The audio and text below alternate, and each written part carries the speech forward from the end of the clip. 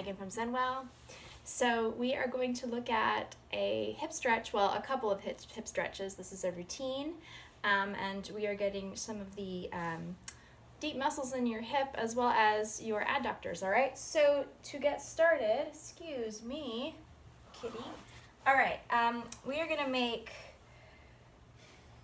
windmill legs. I probably didn't invent that term, but so can you see how I've bent it? All right, and sitting up nice and tall with a very straight back, ear lined up over my shoulder. I am just going to turn towards my leg that's bending behind me.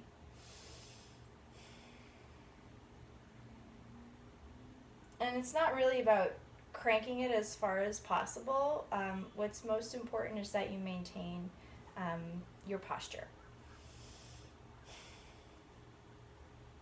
Great. Other side, switch your windmill. Excuse me, kitty. You know, if sitting on the floor is just not good in your hips, this is your friend. You can do this whole routine on a yoga block as well, okay? Go for it. Or, you know, a couple books if that's what you've got at home.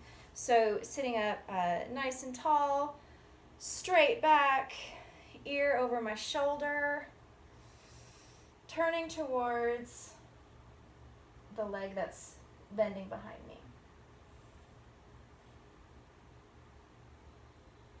Very nice. Next, and finally, stay on your block if it's good for you, all right? Bring the soles of your feet together. Have them kiss. And once again, keeping your back straight, lean forward. It's an oldie but a goodie. It's a classic.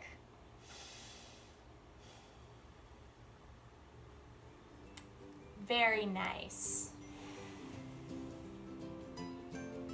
Feels good. All right, so we will leave it there. Hopefully this is helpful to you. Take care, be well. We'll see you back at the spa someday.